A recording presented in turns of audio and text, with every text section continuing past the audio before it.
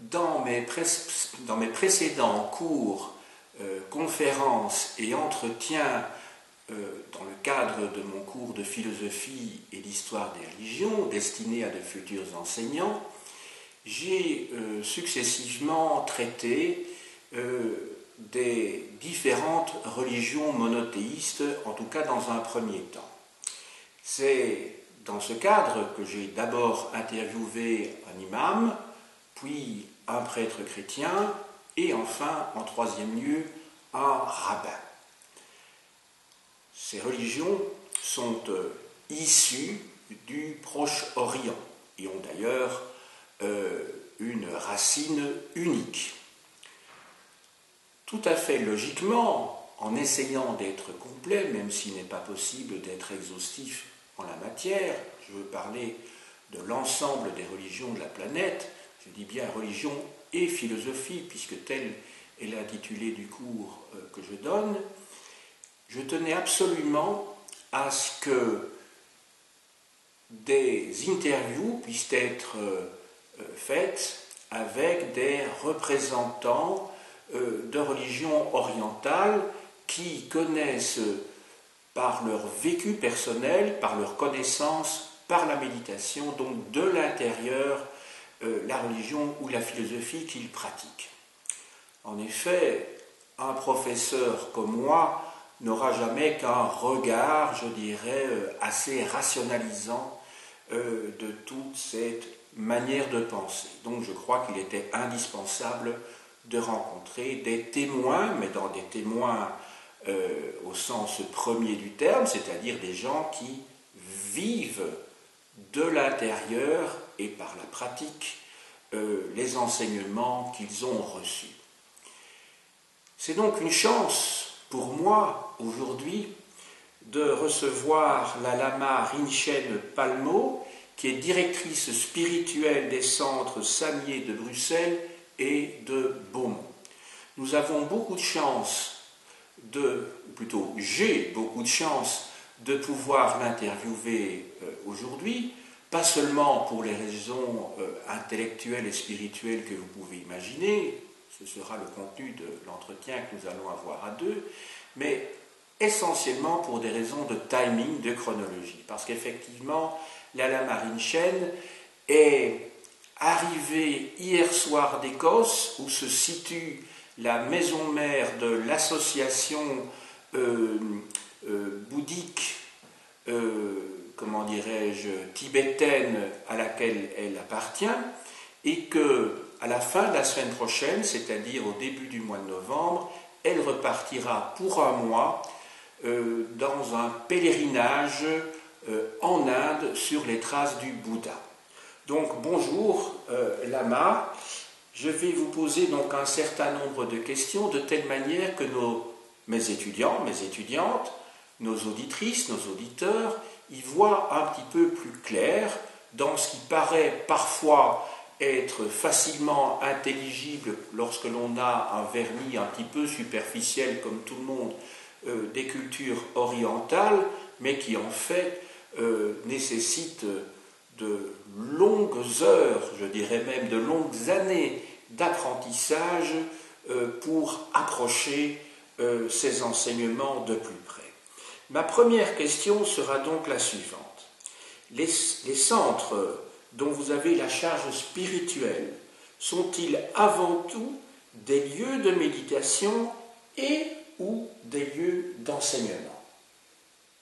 Eh bien, dites-moi bonjour déjà.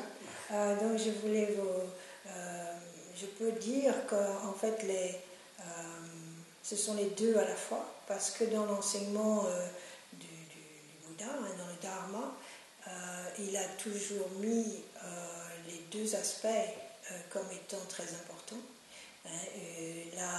L'étude, l'enseignement, c'est la richesse, c'est la substance, c'est la base, ça va être la nourriture de la méditation. Et une méditation qui n'a pas justement de base risque de ne pas avoir non plus de véritable profondeur, de ne pas avoir de signification véritable et de ne pas, disons, nous amener à quelque chose qui soit fructueux. Hein. Donc, les deux sont importants. Un enseignement sans méditation, c'est-à-dire un enseignement sans expérience personnelle, va rester intellectuel. Donc, ne va pas non plus permettre de faire éclore le potentiel qui est en nous. Hein. L'enseignement est là pour nous permettre, pour nous guider, pour nous donner pour pointer vers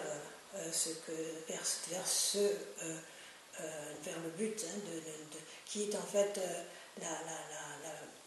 la reconnaissance de la nature de notre esprit. Tout est là dans l'enseignement du Bouddha pour reconnaître la nature de notre esprit. Et donc les deux sont importants. Donc ici nous essayons, oui, de permettre de donner cette ouverture. Hein, et à partir du mois de janvier, justement, je veux, avec un ami, Éric Désert, nous voulons reprendre tout l'enseignement depuis le début, d'une manière progressive, sur 3 ans, pour montrer les différents aspects, hein, du Dharma, hein, du bouddhisme, de l'enseignement du Bouddha. Alors je voudrais vous poser une question qui n'a peut-être pas beaucoup de sens pour une bouddhiste tibétaine, mais il y a des tas de gens qui se posent la question. Finalement, c'est pour ça que je vous dis qu'elle n'a peut-être pas de sens. Finalement, le bouddhisme, est-ce que c'est une religion ou une philosophie? Ça, c'est une question qui revient souvent. Voilà, oui, c'est pour ça que je la pose. C'est vrai que ça revient souvent. Oui. Et en fait, je pense que le cœur même de l'enseignement, hein, du Bouddha, c'est une connaissance, hein, donc c'est une philosophie. C'est un approfondissement de la vision, hein, du monde et de l'esprit. Donc c'est une philosophie. Mais en même temps, dans le sens où il y a la Sangha, c'est-à-dire les personnes qui suivent cet enseignement, qui le pratiquent, et qui suivent aussi un certain nombre de vœux, hein, et de règles monastiques, de rituels. Bon, dans ce sens-là, on peut parler aussi, c'est un aspect qui est religieux, hein, donc les deux, là aussi, sont là. Donc, d'accord. Il y a les deux aspects. Voilà, mais pour être peut-être plus précis, y a-t-il une recherche chez les bouddhistes, une recherche du divin en eux-mêmes ou à l'extérieur? La question est de savoir aussi s'il y a un culte, et s'il y a culte de qui ou de quoi? Oui, ça c'est une très belle question. Hein? Je pense qu'à la base de l'enseignement du Bouddha, il y a cette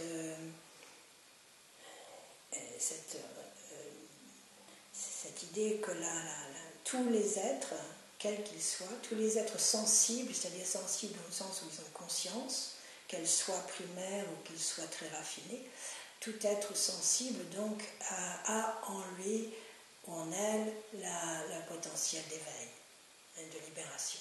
Hein, quand on parle d'éveil, c'est la libération de la souffrance, hein, c'est-à-dire la libération de la confusion. Et donc à partir de là, ça veut dire que tout être est divin. Tout être contient le divin. Tout être a ce potentiel, hein, de sacré. Donc, la seule raison pour laquelle ces êtres, tous les êtres quels qu'ils soient, ne reconnaissent pas, c'est parce qu'ils sont aveuglés. Hein, et que donc la première, la base même de tout le chaos, de toute la confusion, c'est l'ignorance. Donc tout l'enseignement du Bouddha est basé là-dessus. Et donc quels vont être les moyens, quels moyens va-t-on mettre en place pour sortir de l'ignorance? Est-ce qu'on pourrait dire D'ailleurs, je m'excuse auprès de vous, ce sont toutes des questions qui me viennent à l'esprit et qui n'étaient pas préparées. Mais je trouve c'est pas grave, j'aime bien. Voilà. Je préfère. Voilà. Et donc, nous n'avons pas eu l'occasion d'en parler hors caméra, mais elles me viennent spontanément à l'esprit parce que je les crois importantes. Et je crois qu'elles répondent à des interrogations de beaucoup de gens qui vont nous écouter. Je crois que c'est surtout pour ça que je les pose. Je voulais vous poser la question, quand vous dites les êtres, vous avez dit les êtres, vous n'avez pas dit les êtres humains. Est-ce que par là vous voulez dire que des êtres qui n'ont pas ce que l'on appelle habituellement en Occident des êtres sans conscience, et peut-être que l'on se trompe, parce que peut-être certains de ces êtres ont une conscience, il y a d'ailleurs un combat important aujourd'hui pour que l'on ne fasse plus de mal aux animaux, parce que ce sont des êtres pas conscients mais sentients, c'est-à-dire ils ressentent des choses. Est-ce que ça veut dire que la quête du Bouddha serait une sorte de théologie de la libération qui s'adresserait à tous les êtres sentients, je ne vais pas dire conscients mais sentients, oui, ceux qui ressentent? Exactement. Oui, donc il y a, et justement dans toutes les prières que nous pouvons faire, réciter, il y a toujours cette aspiration d'aider tous les êtres sans exception. C'est ça. Donc, ça veut dire tous les êtres sentients en effet, et sans exception. Donc on ne laisse rien, aucun être n'est mis de côté. Donc c'est aussi le fait d'aider tous les êtres sans jugement, sans faire sans valoriser l'un plutôt que l'autre. Pourquoi? Par le fait même que tous les êtres, sans exception, ont ce potentiel d'éveil. Très bien. Et alors ça m'amène à la question suivante, qui est celle-ci. Pourquoi, selon vous, il y a sans doute plusieurs réponses possibles, ou en tout cas plusieurs aspects à la réponse que vous donnerez peut-être, comment expliquer le rayonnement du bouddhisme, et plus particulièrement du bouddhisme dans sa branche tibétaine en Europe, en Occident et plus particulièrement en Europe aujourd'hui? Est-ce que l'on doit lier ce rayonnement au combat, enfin, je dirais, à l'histoire même du Tibet? On pense à l'annexion par la Chine en 1951 et alors les persécutions c'est de 59 si mes souvenirs sont bons, 58, voilà, qui a conduit le chef spirituel du bouddhisme tibétain, le Dalai Lama, à partir en Inde et à avoir, grâce à son combat en faveur de la non-violence, un rayonnement tellement important que le prix Nobel de la paix lui a été attribué, ou y a-t-il d'autres éléments qui interviennent? C'est une question que je vous pose. Je pense c'est toujours complexe. Je ne pense pas que ce soit une chose en particulier. Je pense que le bouddhisme a commencé déjà à apparaître à la fin du 19e. Déjà aux États-Unis, il y avait déjà des connexions, mais surtout avec le Japon, et plutôt le bouddhisme zen. Et en Europe aussi, surtout les Théravadins, en Grande-Bretagne, déjà dans les années 30. Donc c'était pas... Mais là, certainement cet apport des Tibétains, évidemment, c'est lié avec le fait qu'ils sont partis en exode et qu'ils sont arrivés chez nous et ont pu nous donner énormément. Ils sont arrivés avec une connaissance extraordinaire et en plus nous avons eu la chance dans les années 60-70 d'avoir les grands maîtres, des grands maîtres. On ne se rendait même pas compte de la valeur de ces êtres, parce que dans notre ignorance on voyait simplement qu'ils paraissaient fabuleux, mais ce n'est qu'après, rétrospectivement, on se dit mais on était à côté, on était en relation directe, on s'asseyait à côté de maîtres qui au Tibet étaient tellement difficiles à rencontrer que la plupart des gens auraient peut-être eu la chance de voir une fois dans leur vie, mais de loin, quoi. Je veux dire, des grands personnages. Et là, nous avons, historiquement parlant, c'est extraordinaire cette rencontre. Parce qu'on s'est retrouvés justement face à face et de près avec certains des plus grands maîtres de leur génération. On a eu énormément de chance. Donc ça, c'est dû évidemment à l'histoire même du pays, de l'invasion chinoise. Mais d'un autre côté, on peut dire aussi que peut-être aussi, de notre côté, en Europe, on était prêts aussi. Il y avait une sorte de désatisfaction par rapport après la Seconde Guerre mondiale. Il y a eu une sorte de dépression et de recherche à nouveau, l'existentialisme, tout ce qui est là, toute cette tendance existentielle et la recherche justement, cette sorte de souci par rapport à la signification de la vie. Le sens de l'existence. Et remettre tout en question, remettre en question aussi les données de base, la famille, la religion, tout a été remis en question dans les années 50, après la Seconde Guerre mondiale. Je pense que c'est dû aussi, pour moi, parce que je suis de cette génération-là, je pense que la bombe atomique a eu un effet absolument... Oui, explosif. Explosif. Vraiment, à tout point de vue.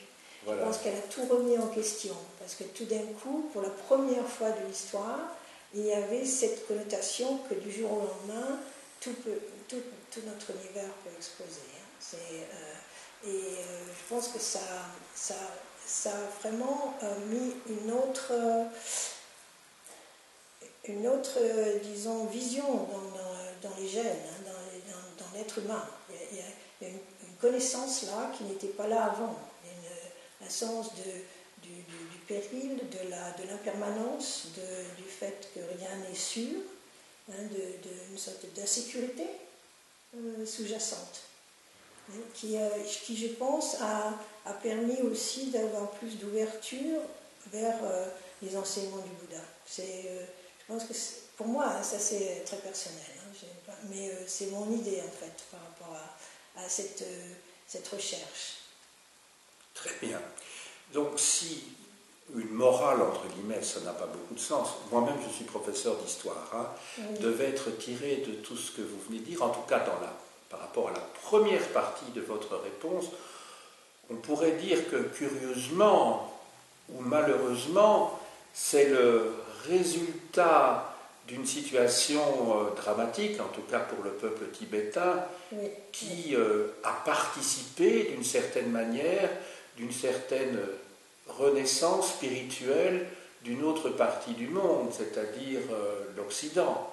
De la même manière, je dirais que d'autres malheurs pour certains peuples ont conduit à des situations similaires. Je pense, pour le peuple juif, la destruction du Second Temple et la diaspora des Juifs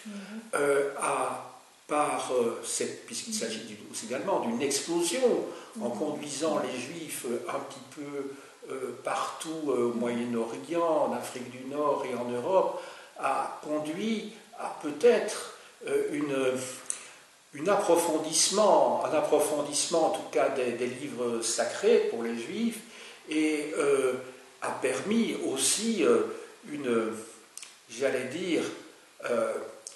un développement sans précédent de la culture juive, alors qu'au départ c'est un petit peuple quand même. Et je pensais à autre chose, c'est ce qui s'est passé au moment de la chute de Constantinople au milieu du XVe siècle. Tous ces savants grecs qui ont dû partir, enfin byzantins qui ont dû partir au moment de la progression des Turcs en Asie mineure et qui ont permis la renaissance justement en Italie.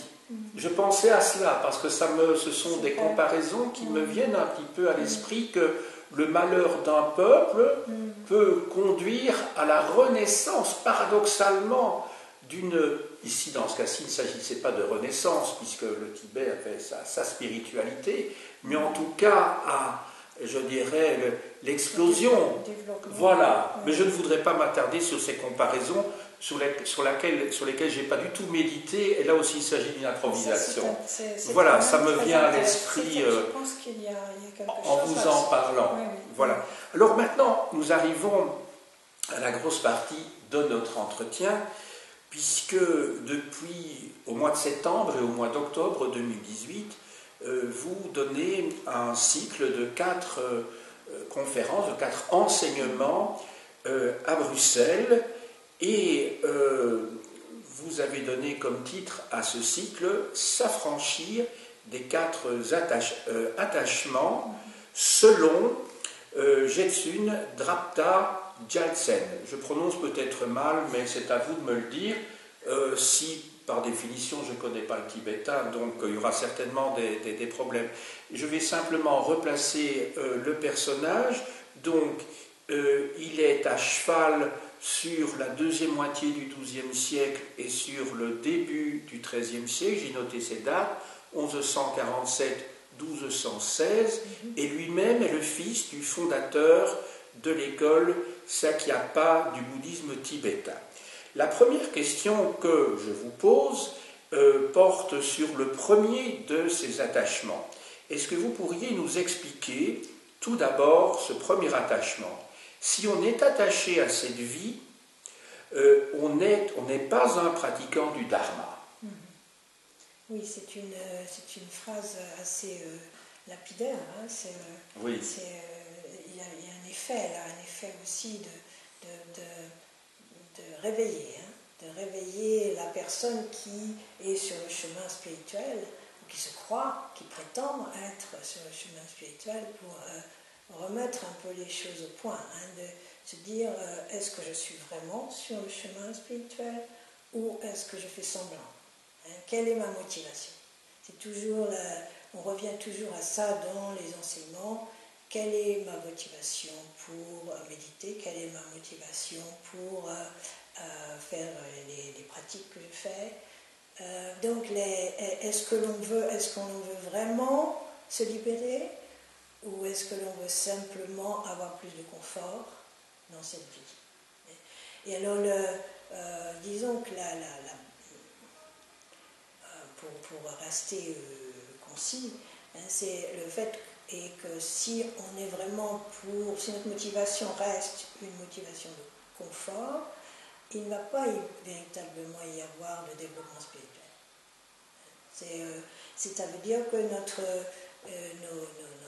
motivation reste mondaine. Hein. C'est ce que et on parle justement dans les enseignements du Bouddha de 8 formes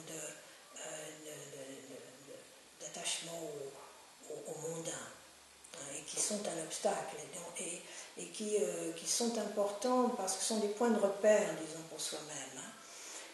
Et donc ça marche, ces 8 aspects de l'esprit, ça marche par paire. Hein. C'est est-ce que je suis encore dans un état d'esprit où je préfère justement le plaisir à la peine, hein, ce qui est en général assez commun, hein. Mais donc ça c'est les 2 premiers aspects, hein, le plaisir et peine, gain et perte. Hein, est-ce que je préfère le gain à la perte? Quelle est ma situation? Comment est-ce que je suis quand je perds quelque chose? Est-ce que j'en fais toute une histoire? Est-ce que je peux laisser passer, lâcher?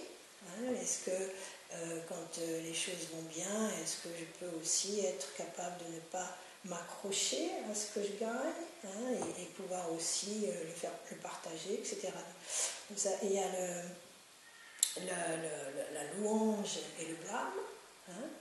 Comment est-ce que je suis quand on me blâme, et surtout quand on me blâme, quand je pense que ce n'était pas, c'est injuste, injustifié. Donc ça, c'est une chose à voir aussi. D'ailleurs, on retrouve ça dans les Pères du désert des débuts de la chrétienté.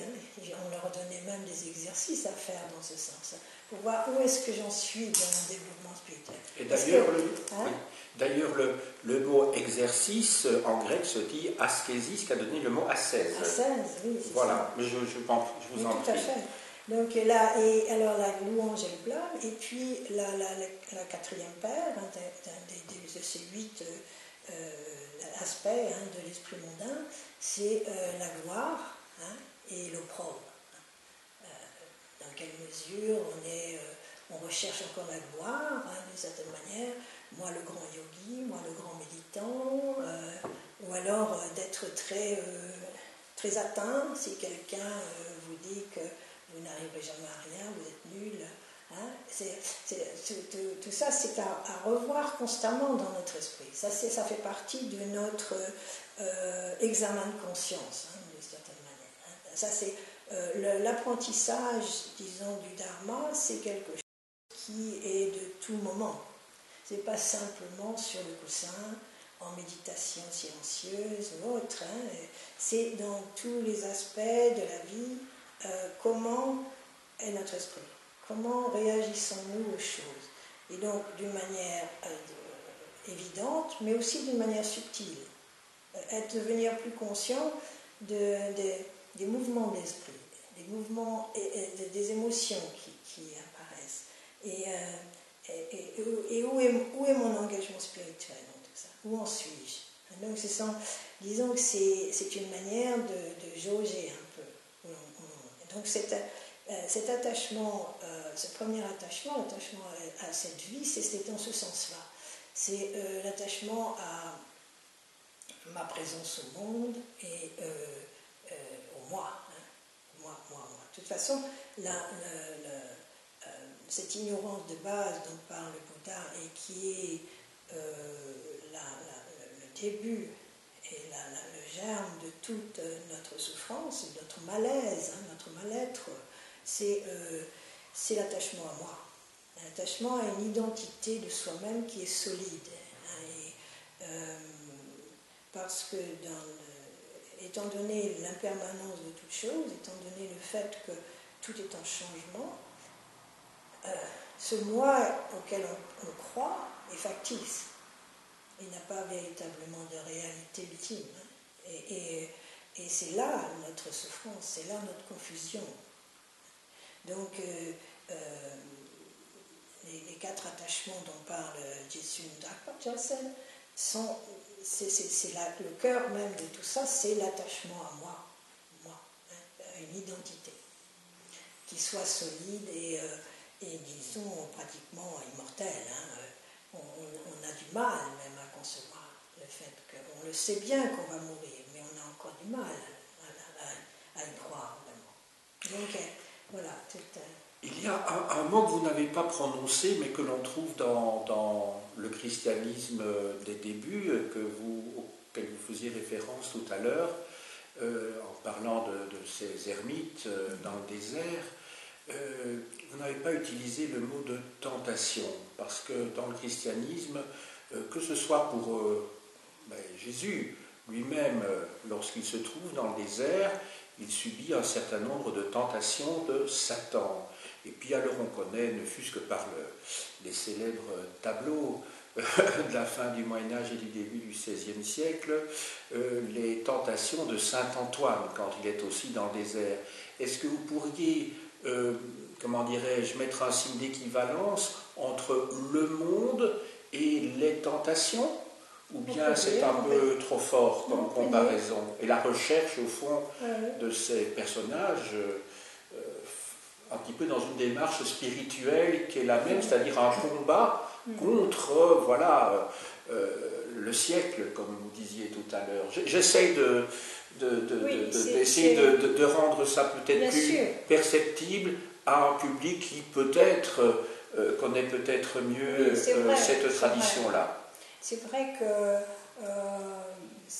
l'on appelle le nom que l'on donne au Bouddha, c'est le Chomdende en tibétain, le vainqueur.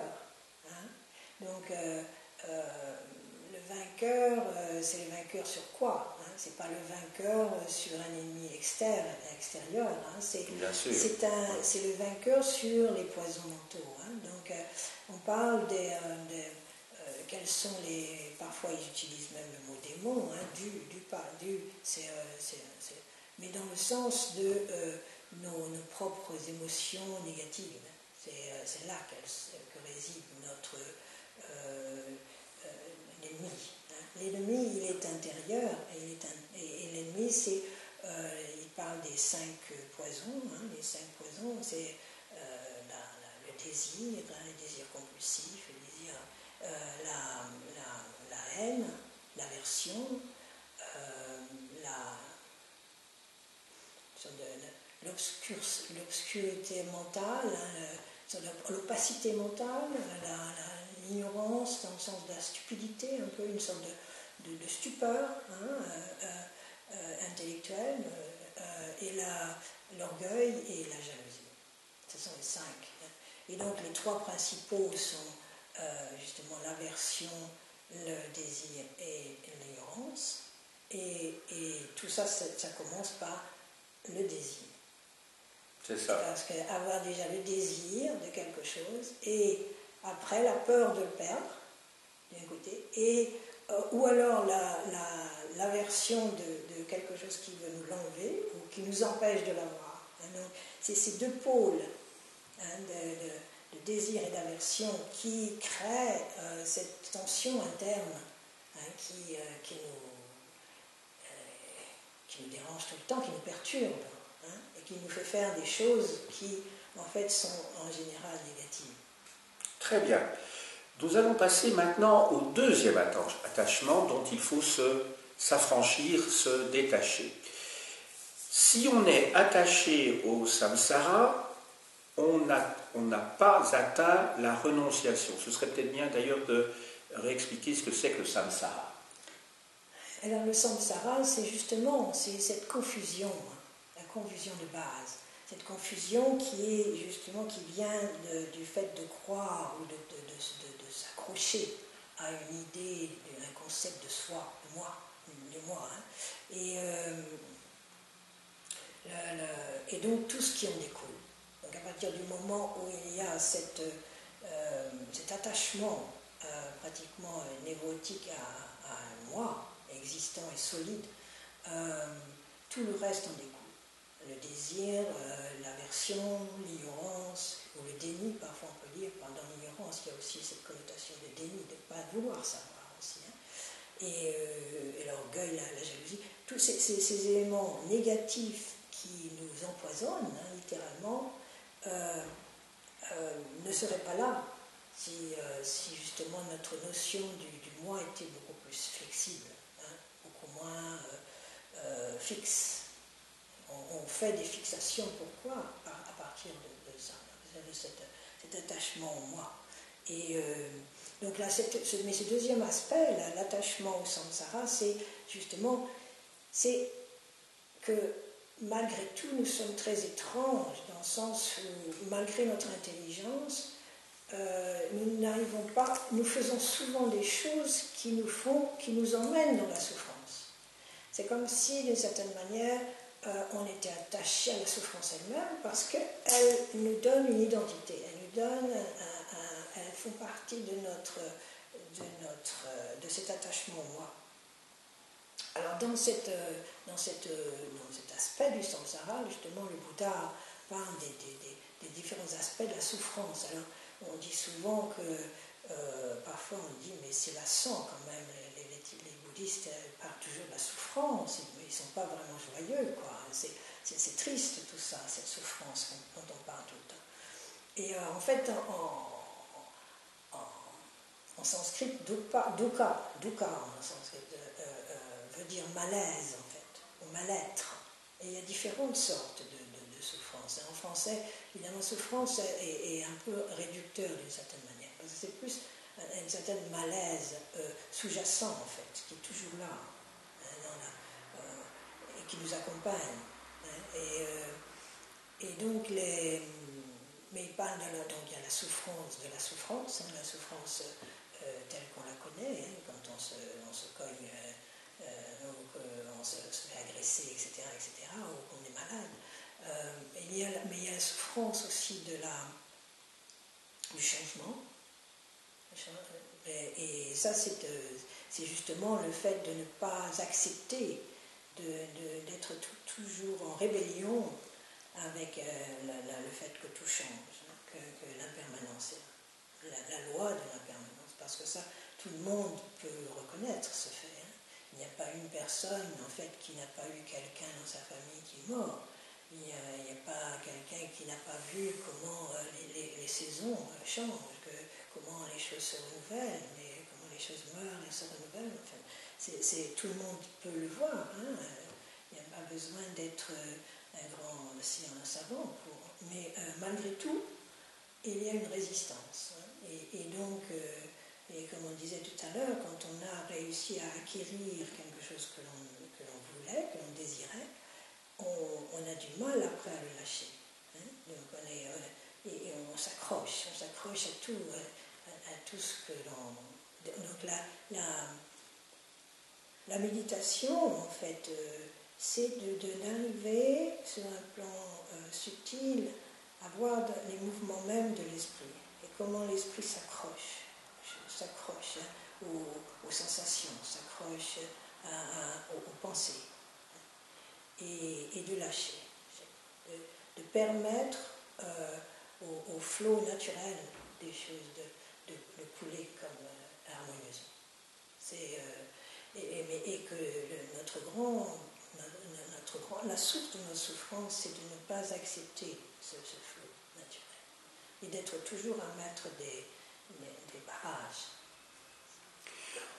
On peut suivre, je dirais, cette vision des choses, cette philosophie qui est exposée donc par le Bouddha, dans ses grandes lignes, je dirais même à 90%. Mais n'y a-t-il pas des situations intolérables où la révolte est nécessaire quand il y a une dictature, quand il y a la souffrance d'un enfant? Va-t-on dire, ben voilà, cette souffrance, il faut que j'essaie de me détacher de tout cela, parce qu'au fond, c'est mon âme, enfin, ce sont mes émotions qui sont en train de réagir à ce moment-là. Est-ce qu'il n'y a quand même pas, à un moment donné, une limite à la philosophie que vous êtes en train de développer, enfin, qui est celle du Bouddha? En fait, je pense que là, il y a souvent une confusion. Oui. On n'est pas là dans le fatalisme, hein, et on n'est pas là non plus dans la passivité. C'est au contraire de ça. Et c'est une image que j'aime beaucoup pour moi-même, qui me sert beaucoup, mais c'est l'image du docteur. Hein. Quand le docteur est devant un malade, il faut d'abord qu'il trouve quelle est la cause de la maladie, hein, qu'il voit la maladie, qu'il soit vraiment... qu'il connaisse tous les aspects de cette maladie. Le plus il en sait, et mieux il va pouvoir guérir la personne. Oui. Hein. Donc c'est l'acceptation dans ce sens. Hein. C'est-à-dire qu'il n'est pas là, il ne vient pas devant le malade en disant oh là là non, ça peut pas aller, il faut faire quelque chose, mais ça ne peut pas aller. Non, il est plutôt dans voyons ce qui se passe, voyons, examinons. Donc il y a cet aspect justement d'étude, d'analyse et précision pour essayer d'établir le diagnostic. Hein. Ensuite, il va faire en sorte de trouver les remèdes qui vont aider, hein, pour que la personne se guérisse. Et pour nous, c'est pareil. Dans le Dharma, on considère que nous sommes tous malades, en fait. D'une manière ou d'une autre, nous sommes tous malades. Parce que nous avons tous ces 5 éléments, ces 5 émotions négatives, hein, à des degrés différents, suivant les situations, suivant notre enfance, etc. Enfin, chacun a sa dose, hein, chacun a son petit sac. Mais donc, comme nous sommes malades, il est bon que nous voyions plus précisément où nous en sommes, quoi. Et donc, pour vraiment le voir, il faut l'accepter. Il ne faut pas justement être dans le déni, il ne faut pas être en se dire ben, je regarderai ça plus tard, non je vais être quelqu'un d'autre, parce que ça on le fait aussi, on essaye de surimposer un autre personnage au-dessus de ce que nous sommes vraiment, et là on n'arrivera jamais à sortir de la maladie. Donc ce cheminement spirituel qui est un cheminement vers la santé en fait, hein, c'est demande requiert des yeux ouverts, mais des yeux acceptants. Hein, et donc là aussi, il y a une sorte de bienveillance qui entre en jeu. On n'est pas là en tant que pour se damner, pour s'accuser, pour se juger, mais pour être plus clair, arriver à être plus lucide par rapport à ce que nous sommes. Donc ça n'a pas rien à voir avec du fatalisme, mais au contraire, c'est-à-dire que si l'on veut véritablement se libérer de nos habitudes de souffrance, il faut être clair. Très bien. Voilà. Donc en fait, il faut combattre ses passions, c'est-à-dire que si l'on est révolté, il faut se poser la question, mais pourquoi suis-je révolté? Est-ce qu'il n'y a pas des raisons intérieures qui font que je suis révolté? Donc c'est une sorte de diagnostic, hein, comme vous disiez tout à l'heure. Et si, après avoir fait ce diagnostic, il apparaît qu'il y a quand même des éléments, je dirais, objectifs, c'est-à-dire indépendants de celui qui pose le diagnostic et qui essaye de le faire le mieux possible, hein, en toute honnêteté, parce que voilà, il a intérêt à le faire, s'il apparaît que objectivement il y a des choses extérieures qui sont mauvaises, il va quand même agir. Oui, mais à ce moment-là... Après avoir fait le diagnostic et après avoir essayé de... l'action va se faire dans un espace totalement différent. C'est ça, d'accord. Qui ne sera plus dans le passionnel, mais qui sera dans la lucidité. Voilà. Auquel cas, l'action sera plus juste, sera plus correcte et aura des chances d'être fructueuse. Très bien. C'est ça la différence. Merci beaucoup. Nous allons passer maintenant au troisième attachement. Donc il s'agit de s'affranchir. Si on est attaché à son propre objectif, on n'atteint pas le bodhicitta. Peut-être que je prononce mal d'ailleurs bodhicitta. Bodhicitta. Comme à l'italienne, quoi. Voilà. Bodhicitta, oui. Donc là, pour en finir, parce que j'avais parlé de trois souffrances. Vous n'aviez pas terminé. Excusez-moi. La troisième souffrance, non, c'est pas grave. Mais donc, on avait la souffrance de la souffrance du changement et la souffrance existentielle. Donc, c'est disons la souffrance qui est plus subtile. Hein, oui. Et qui est plutôt le malaise existentiel, on pourrait dire, hein, en faisant court. Mais qui est conditionné, justement, conditionné par notre enfance, notre culture, et qui peut être aussi, oui, qui est disons, flave en anglais, qui est teinté hein, par nos expériences passées aussi, hein, tout ce que nous avons pu vivre comme traumatisme, etc. Donc c'est plus subtil, hein, donc on dirait plus le subconscient pratiquement, hein, en psychologie moderne. Et donc ça c'est ces trois aspects de la souffrance dont parle le Bouddha.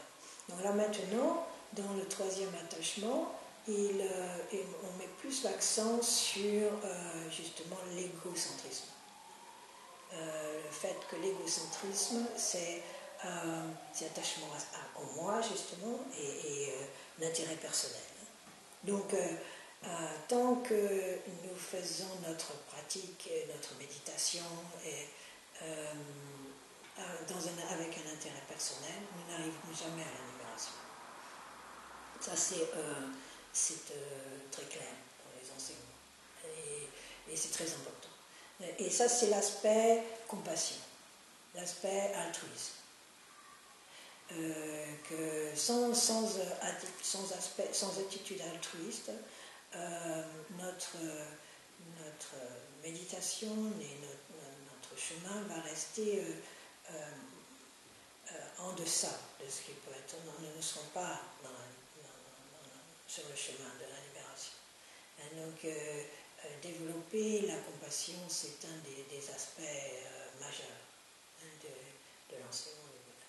Et ça consiste en quoi alors? Ça consiste à l'ouverture du cœur, ça consiste à pouvoir se mettre à la place de l'autre. Ça consiste à pouvoir même faire qu'on prend sur soi la souffrance de l'autre.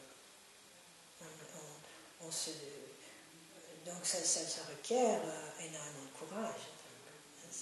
Mais ça requiert justement, ça aide à se décoller de cette colle-là du moi, et moi je, et cet aspect de défensif que l'on a souvent par rapport à soi-même. Et où tout ce que l'on fait, c'est en fait par rapport à son propre bien-être ou à sa survie personnelle, et sans se rendre compte que même quand on a l'impression d'aimer quelqu'un d'autre, c'est soi-même, on est en train d'aimer une extension de soi-même.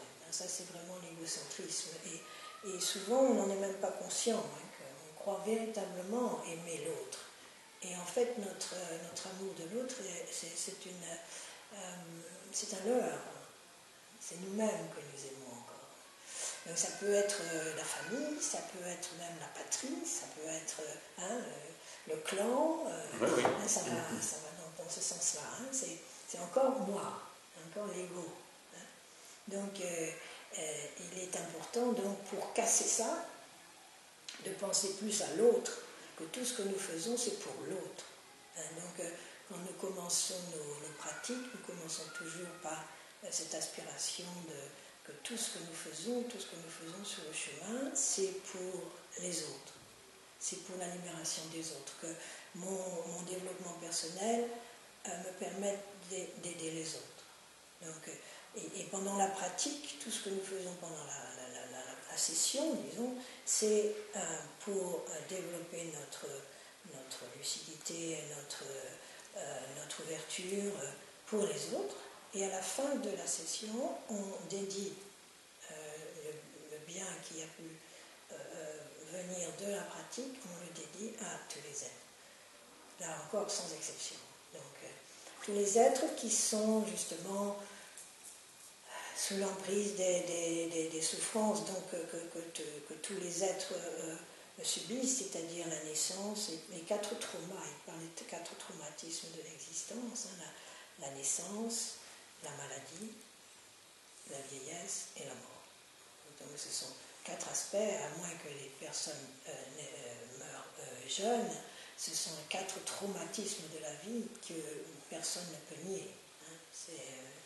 La plupart des gens traversent ces 4 étapes, donc avec plus ou moins de douleur, mais en tout cas ce sont des traumatismes. Et donc là, d'être conscient de ça, d'être conscient que nous sommes tous dans le même bateau aussi, que nous traversons tous ce même océan de souffrance, d'une manière ou d'une autre. Donc, et d'être moi justement concentré sur moi. Moi, séparé de l'autre. D'arriver à un point où justement il n'y a plus de différence entre moi et l'autre. Où nous sommes ensemble, nous sommes unis dans cette aventure en fait, de la vie. Et donc et ça permet justement une libération. La libération va être d'autant plus totale qu'il y a cette véritable réalisation, pas d'un point de vue intellectuel, mais véritable, de communion totale en fait avec tous les êtres. C'est ça. Je voulais vous demander une petite précision quant à la traduction de ce terme bodhicitta que j'ai mentionné tout à l'heure, puisque pour vous tout est évidemment évident, mais puisqu'on s'adresse à un public de profanes, si je puis dire, est-ce que bodhicitta peut être considéré comme synonyme d'éveil, de félicité, ou c'est autre chose? C'est tout ça en même temps. Oui. Bodhi veut dire l'éveil, oui. Et chitta, c'est le mot esprit. Oui. C'est l'esprit d'éveil, littéralement. Et alors, dans le Dharma, dans les enseignements, il y a deux formes de bodhicitta. Il y a la bodhicitta ultime et la bodhicitta relative. Donc, la bodhicitta ultime, c'est l'absolu. Donc, c'est l'absolu qui est au-delà des concepts, au-delà de l'entendement ordinaire et que l'on ne peut véritablement vivre que dans l'expérience et dans la méditation. Et la bodhicitta relative, c'est la bodhicitta, c'est l'aspect justement de notre rapport à l'autre, de notre rapport au monde. Donc, dans quelle mesure, justement, notre altruisme, notre bienveillance, ça commence par la bienveillance, ensuite, la bienveillance qui est justement le fait que l'on aspire à ce que tous les êtres aient le bonheur et les sources du bonheur et les causes du bonheur. Et puis la compassion qui est, puissent tous les êtres ne plus avoir la souffrance et ne plus connaître la souffrance ni les causes de la souffrance. Et donc ces deux aspects-là, c'est la bodhicitta relative. Et ces deux aspects de la bodhicitta, en fait, ne sont pas séparés. Mais chez une personne qui est véritablement a atteint un grand niveau de réalisation, elles ne font plus qu'un. C'est ça. Nous, on est encore en train de faire des séparations, mais j'ai rencontré des êtres qui, pour moi, représentaient véritablement cette fusion et cette complétude, justement, de ces deux aspects d'un être spirituel éveillé, quoi. Pourrait-on passer au dernier attachement ? Voilà. Si un attachement naît, on n'a pas la vision. Oui. J'imagine que vous allez expliquer un petit peu de quelle vision il s'agit, parce que c'est un terme qui paraît assez hermétique. Oui, c'est tout à fait vrai. S'il n'est pas commenté. Pour un profane, je dis bien. Oui, et ça, c'est quelque chose qui est le plus difficile, d'une certaine manière, et qui demande énormément d'intelligence aussi, je veux dire, parce que on parle dans le bouddhisme il y a la base, la terre, la base, il y a le chemin, la méditation, et il y a le fruit. Et à la base du chemin, il faut avoir déjà une idée de la vue, de la vision. Et pour ensuite pouvoir l'appliquer dans sa pratique, méditer avec, et puis pour avoir ensuite le fruit qui va être la réalisation véritable, authentique de cette vision. Mais donc, quelle est cette vision ? La vision, c'est que en fait, rien n'est solide, rien n'existe véritablement d'une manière ultime. Tout est interdépendant. Tous les phénomènes sont interdépendants. Rien n'existe séparé du reste. Donc, d'une manière intrinsèque. Donc, voilà, la vue, c'est ça. La vue, c'est déjà, au départ, d'arriver à étudier et à contempler et à devenir de plus en plus certain, d'établir par soi-même, dans une sorte de recherche intérieure, de devenir plus en plus confiant de ça, d'en avoir une certitude. Donc ça fait partie aussi des aspects de la foi. C'est une foi qui est basée sur l'analyse et sur la compréhension du monde et de soi-même. Et d'étudier, on nous demande d'étudier en détail qu'est-ce que le moi, par exemple. Qu'est-ce que j'appelle moi ? Est-ce que mon corps ? Et mon corps, c'est quoi ? Qu'est-ce que j'appelle mon corps ? Est-ce que ce sont les veines, les organes, le sang, les cellules ? Voilà. Et on demande à ce qu'on soit plus précis par rapport à ce que l'on considère comme étant solide est réel. C'est remettre en question tout ce que nous considérons comme étant réel. C'est se rendre compte que rien n'a véritablement de réalité intrinsèque, que tout est une question d'interdépendance. Et donc, par rapport à ça, nous ne sommes que relativement réels, mais ultimement, nous n'avons pas de véritable existence. Donc voilà, c'est la vue, ça. C'est ça. Est-ce qu'on ne pourrait pas dire, c'est une question que je pose, je ne suis pas du tout compétent en la matière, mais au fond il n'y a pas une certaine équivalence ou équation entre d'une part la vue et la connaissance, parce que je pense, sur le plan étymologique, quand on parle des Védas, Véda en fait c'est la connaissance, mais la connaissance parce que l'on a vu. Je pense que le mot Veda, étymologiquement, est lié au terme vidéo en latin qui veut dire je vois. Voilà. C'est la même, en langue indo-européenne, c'est la même racine indo-européenne. Donc, je sais parce que j'ai vu. Et donc, est-ce qu'il n'y a pas une superposition entre la connaissance et la vision là? Absolument, absolument. Voilà. D'ailleurs, on a. Il y a encore beaucoup à dire, hein, mais. J'imagine. Vous allez sortir frustré, mais c'est peut-être pas quelque chose de très bouddhiste. Mais bon, il faudra combattre cette frustration par la suite. Oui, tout à fait. Mais dans les qualités qui sont requises, justement, et que l'on développe par la pratique, sur ce chemin spirituel, il a le développement de la sagesse. Hein, et justement, à l'heure actuelle, ce qu'on appelle Shirap en tibétain et Prajna en sanskrit, et que maintenant les traducteurs commencent à... On a traduit depuis des années par sagesse transcendantale, et maintenant les traducteurs commencent à utiliser le mot connaissance, justement, qui semble plus juste, hein, parce qu'il y a le mot chez Rap, c'est la parfaite. La parfaite chez, c'est le mot pour connaissance. Hein. Donc la parfaite connaissance. Donc parfaite, elle est parfaite dans le sens où elle est la reconnaissance, justement, pointue, hein, de cette impermanence de choses, de la vacuité, ce qu'on appelle vacuité, qui en fait n'est pas fluide.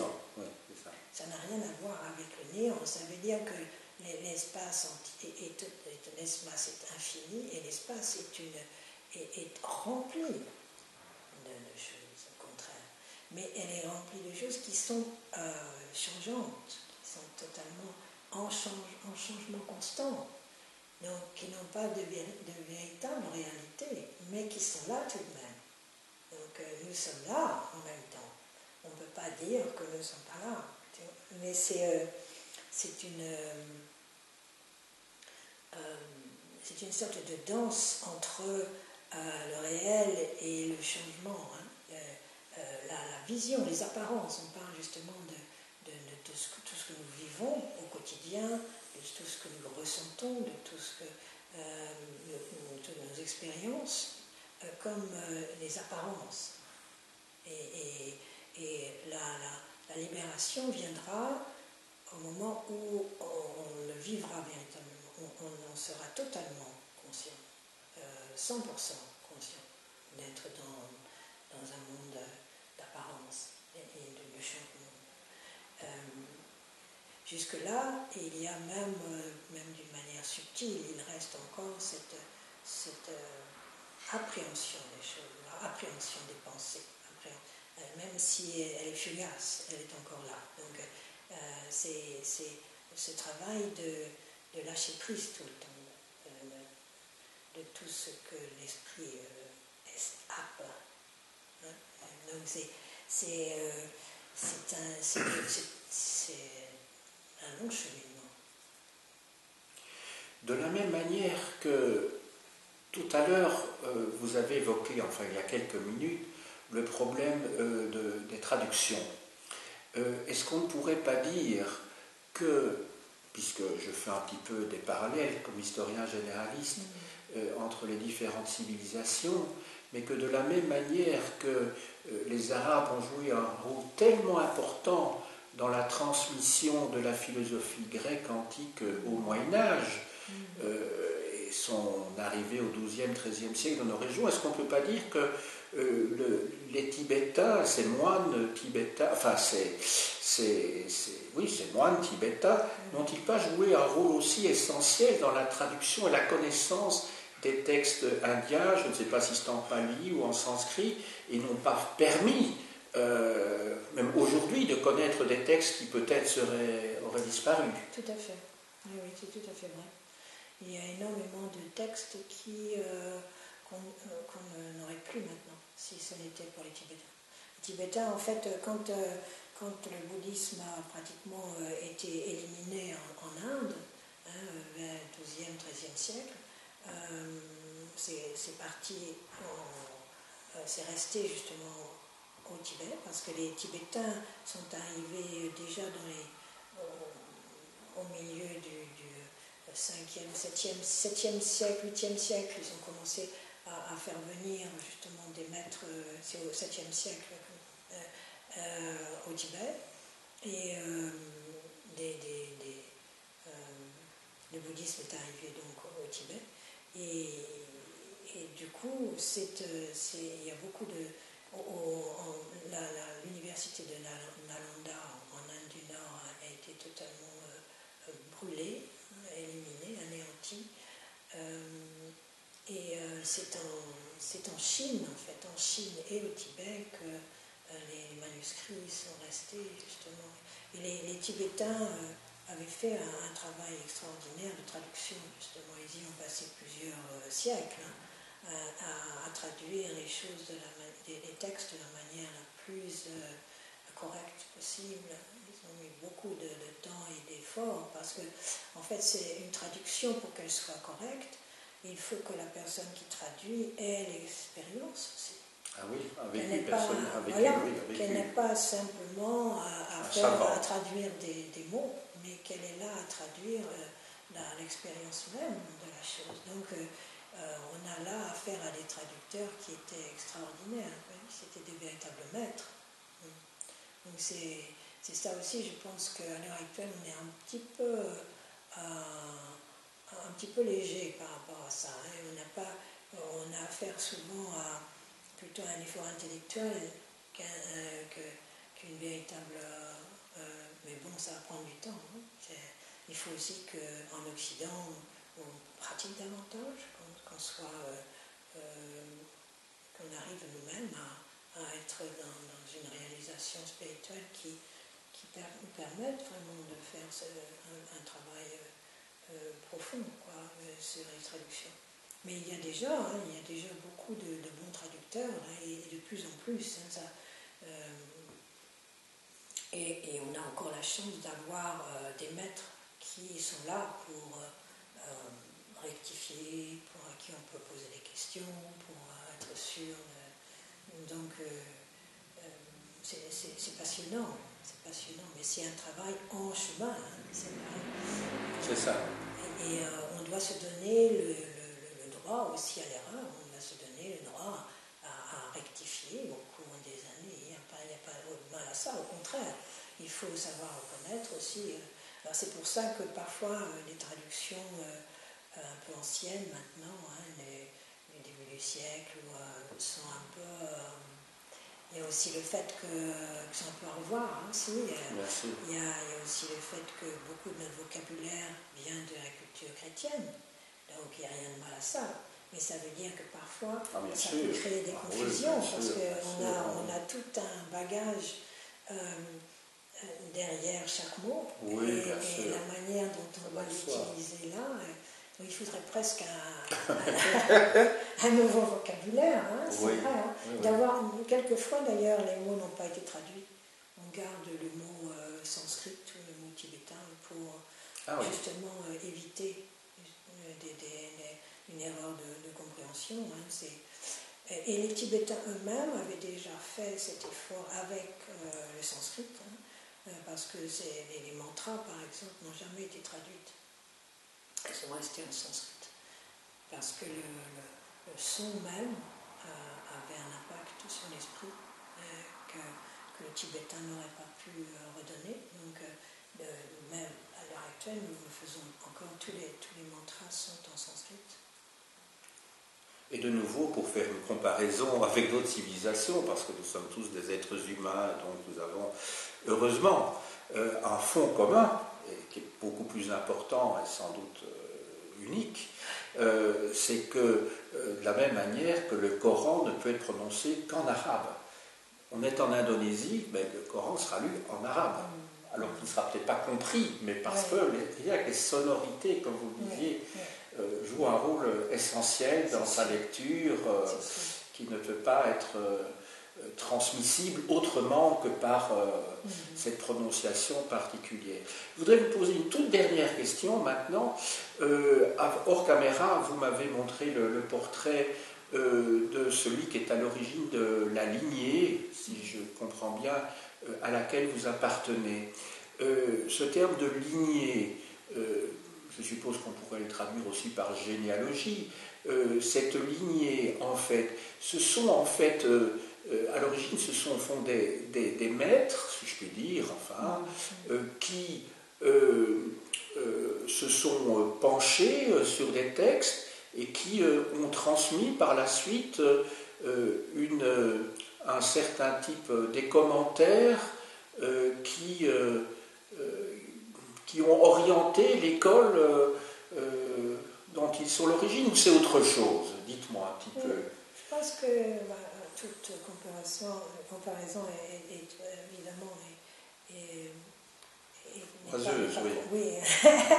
Mais disons, vous avez par exemple Saint-Benoît, Saint-Bernard, voilà, qui ont établi des lignées aussi, si on veut. Oui, à leur manière. avec des règles d'ailleurs, voilà. monastiques. Oui. Donc, c'est dans ce sens-là, par exemple, nous faisons partie de l'école Karma Kagyu, et on se réfère donc à la lignée qui vient de l'Inde. Donc, on avait Tilopa, Naropa, qui étaient des grands maîtres indiens. Et la lignée ensuite est arrivée au Tibet avec Marpa. Et Marpa était tibétain, mais il était allé en Inde et il a vécu longtemps en Inde. Il a reçu tous les enseignements de Naropa et d'autres grands maîtres indiens. Et il a ramené avec lui, il a appris le sanskrit, il a appris les pratiques, il les a mis en pratique, il a réalisé les pratiques. Et c'est dans ce sens-là, on l'appelle d'ailleurs le traducteur, parce qu'il a été l'un des premiers à revenir au Tibet avec des paquets de livres et de les traduire en tibétain. Et donc lui, il est disons, le grand-père de la lignée Karma Kagyu. Et donc on parle de lui au Tibet. Il y a Marpa, après son disciple principal. Ils sont des gens qui ont eu énormément de disciples, mais ils ont un disciple principal qui a, on appelle ça le rosaire, hein, c'est-à-dire qu'il y a une transmission de maître à disciple. Et disons que cette transmission de maître à disciple va au disciple qui semble être arrivé au cœur même de la réalisation de cette transmission, et qui va lui-même transmettre à ses disciples et c'est ainsi que les enseignements sont arrivés jusqu'à nous. Mais chaque maître a un disciple ou il a plusieurs disciples? Il a plusieurs disciples qui transmettent à leur tour. Alors, justement, dans notre lignée, justement, à partir de Marpa, il y a eu des petites branches aussi, des branches secondaires. Hein, et donc, c'est basé aussi sur la géographie. Hein, c'est-à-dire qu'il habitait à un certain endroit. Hein, et de là, il a rencontré certaines personnes parce qu'il habitait dans le coin et ainsi de suite. Donc il y a aussi cet aspect-là.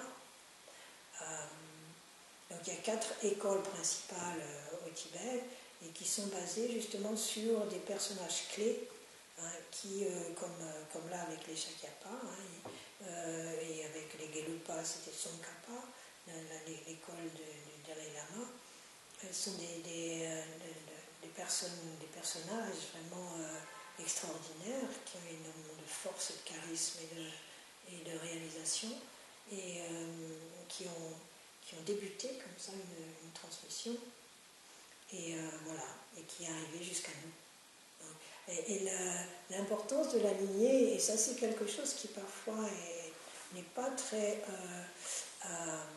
n'est pas mis en valeur ici, parce qu'on est plus dans une tradition nous-mêmes en Europe d'indépendance, et d'arriver à trouver la solution tout seul, d'être son propre maître. L'importance, les Tibétains mettent beaucoup d'importance à la lignée, dans le sens où c'est pour eux un gage de garantie. C'est une garantie que l'enseignement que nous recevons est correct, et qu'il est juste, et qu'il n'a pas été dévié, et que, disons, notre maître à nous, comme Akon Rinpoché, dont on parlait tout à l'heure, Akon Rinpoché, il a eu un maître, son maître a eu un maître, Donc il y a aussi cette connotation que notre maître est aussi dans une attitude de totale humilité. Que ce n'est pas là quelqu'un qui est là pour son propre bénéfice, pour en jeter plein les yeux. Ce n'est pas la star, c'est le disciple d'un maître. On est un maillon dans une chaîne. C'est ça. C'est une autre approche totalement, et c'est une garantie aussi, que notre maître n'est pas a aussi sa motivation est véritablement altruiste. Sa motivation n'est pas de se faire briller, il n'est pas là avec orgueil, il est là avec humilité. Et ça, c'est une chose qui est frappante quand on rencontre ces grands maîtres. C'est qu'il y a toujours cette extraordinaire humilité dans leur façon d'être. Et disponibilité, une ouverture, de simplicité. Ça, c'est très frappant. Pour terminer, je voudrais vous demander si vous conseilleriez à ceux qui nous écoutent ici une édition française bon marché des écrits du Bouddha. Est-ce que vous conseilleriez une édition ou une collection particulière, ou éventuellement d'un des maîtres dont vous venez de parler, pour que l'on puisse, ceux qui souhaiteraient approfondir, j'ai bien compris que le bouddhisme est une affaire de relation à soi-même avant tout, d'expérience intérieure, enfin il n'est pas interdit de lire aussi. Est-ce que vous auriez une édition, donc en français, si possible facilement accessible, y compris sur le plan financier, à ceux qui nous écoutent? Je parle des écrits du Bouddha ou d'un maître qui vous semble particulièrement riche. Je sais que ça peut être délicat de faire un choix parmi des maîtres, mais au moins je dis le Bouddha, comme ça c'est plus facile peut-être. Qu'est-ce que vous conseilleriez? C'est-à-dire que vous avez aussi un aspect que l'on n'a pas abordé, mais il y a ce qu'on appelle les 3 véhicules. Donc les 3 véhicules, ça veut dire qu'il y a le véhicule des Theravada, oui, bien sûr. C'est-à-dire toute la culture d'Asie du Sud-Est, Birmanie, pas le Vietnam, non, Birmanie, Thaïlande, Sri Lanka. Donc ça c'est Theravada, c'est un aspect qui met plus l'aspect sur la discipline, la discipline éthique. Mais ça, je crois que ça nécessiterait un second interview, parce qu'il y a trop de choses à dire. Mais vous pouvez le dire en quelques mots, mais je crois que c'est tellement immense comme sujet. Le deuxième véhicule, comme on dit, le deuxième dhyana, c'est le Mahayana.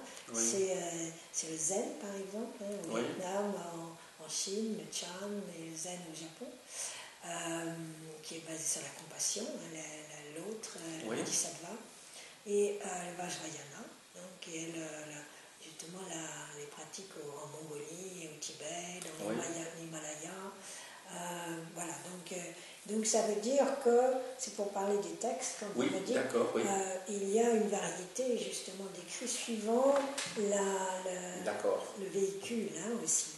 Mais disons que le Vajrayana auquel nous appartenons ici, du bouddhisme tibétain, inclut aussi, inclut les enseignements du Theravada et du Mahayana. Le Vajrayana n'existe pas sans les deux autres. Donc moi, là, a priori, la première chose, parce que je connais les traductions en français, je sais que Kalu Rinpoche, l'ancien Kalu Rinpoche, qui est venu en Europe dans les années 70 et a beaucoup enseigné en Occident, il y a une série de livres sur ces enseignements qui donnent une bonne approche aussi générale du bouddhisme. Il y a Bokar Rinpoche qui était avec Kalu Rinpoche qui était installé à Sonada, au Darjeeling. Et il y a beaucoup d'écrits aussi qui ont été traduits de Bokar Rinpoche. Donc ça, ce sont des maîtres en qui on peut avoir totale confiance. C'est ça aussi, je pense qu'il faut faire attention, il y a tellement de choses sur et autrement, un être extraordinaire aussi, un grand maître Nyingma, lui, c'était Dilgo Khyentse Rinpoche. Il y a beaucoup d'écrits qui ont été traduits. Donc il se base il fait souvent des commentaires de textes et que je trouve vraiment magnifiques. Donc c'est pour les personnes qui sont intéressées, ce sont de grands maîtres en qui on peut avoir vraiment confiance et qui ont l'expérience, qui ont eu la réalisation de ce qu'ils enseignent. Évidemment le Dalai Lama, tous les enseignements qu'il a donnés.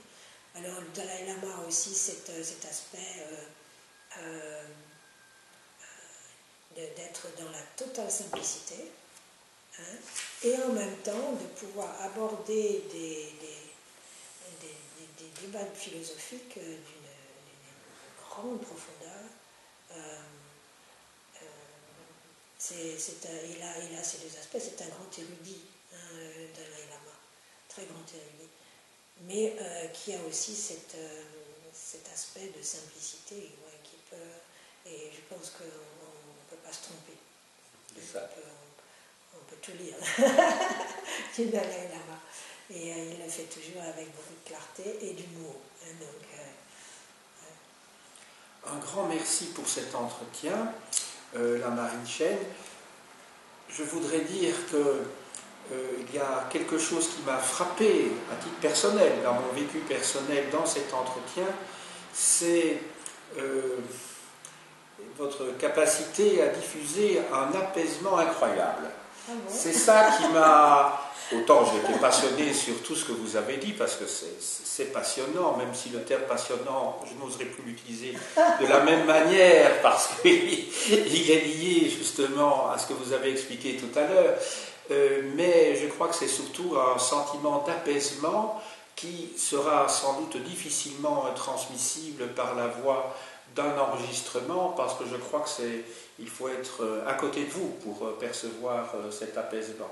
En tout cas, je vous remercie infiniment et j'espère en tout cas, à la suite de cet entretien, de ce dialogue, avoir permis pour un nombre plus important en tout cas de gens qui s'intéressent au bouddhisme, d'approcher cette spiritualité, cette philosophie, cette religion. Vous voyez, j'utilise les trois termes, puisque les trois termes peuvent être utilisés dans le cas présent, d'une manière certainement beaucoup plus approfondie, moins superficielle que de la manière dont on voit souvent des gens qui se disent bouddhistes, mais sans, je dirais, un petit peu comme ça, je dirais, dans une épicerie ou au coin de table, je dis, ah moi je me considère comme bouddhiste, mais ils ne pratiquent pas. Alors ça fait peut-être un petit peu kitsch, ça fait peut-être un peu original, on est peut-être un peu dans le vent, mais enfin, le bouddhisme, on l'aura compris, c'est tout à fait autre chose, c'est quelque chose de très profond. En tout cas, je sais que ce soir, vous allez donner la troisième partie de votre enseignement, et donc je ne vais pas vous retenir plus longtemps parce que vous avez certainement des choses sans doute à préparer et le droit peut-être de vous reposer un petit peu après cet entretien qui a quand même été plus long que ce que nous avions prévu. Donc encore un très très grand merci. Je vous remercie aussi d'avoir pris le temps d'être ici et de poser les questions, parce que c'est en posant les questions que les réponses viennent. Voilà. Mais je veux ajouter aussi que toutes les personnes intéressées, je serai heureuse de les accueillir à titre privé, aussi bien que dans le temple. Et donc vous êtes tous les bienvenus. Il faut peut-être préciser où nous sommes alors. Nous sommes au 33 rue Capouillet, à Saint-Gilles, à Bruxelles. Et le centre en campagne, c'est dans le Hainaut, à Beaumont. Donc si vous pouvez voir sur les sites internet, les sites web, notre adresse et notre programme. Donc comme je disais au départ, il y aura un programme à partir de l'année prochaine, à partir du début janvier. On va commencer un programme sur 3 ans, progressif, sur le bouddhisme en général, justement en prenant les aspects des 3 véhicules, les Nayanama, Yana Vajrayana. Donc si vous êtes intéressés, vous êtes les bienvenus. Et on n'a pas besoin d'être bouddhiste pour ça. Voilà. Vous serez peut-être gentil aussi de préciser sur quel site où trouver, parce qu'au fond, vous avez cité l'adresse, c'est une chose. J'ai cité votre nom aussi, mais c'est peut-être utile de... c'est Samyedzong. Samyedzong, oui. Voilà. Samyedzong, Bruxelles. Vous devriez pouvoir trouver le site. Facilement. Oui, je voilà. pense, oui. En tout cas, vous m'avez donné déjà l'idée, mais je suis un peu confus de le faire devant une caméra, mais de vous réinterroger un jour lorsque vous serez dans cet enseignement des 3 véhicules, parce que j'aimerais bien, là aussi, pouvoir éclairer tous ceux qui nous écoutent, et je sais qu'ils sont très nombreux, surtout en France, mais enfin... C'est vrai oui, 90% de ceux qui nous écoutent sont français. D'accord. Voilà, il y a beaucoup d'abonnés à ma chaîne, donc ce sera certainement très, très écouté. Et donc, si vous m'y autorisez, je serai heureux de vous réinterroger quand vous serez disponible, plutôt l'an prochain, si j'ai bien compris. Oui. Encore un très grand merci, Lama, et à la prochaine fois. À bientôt.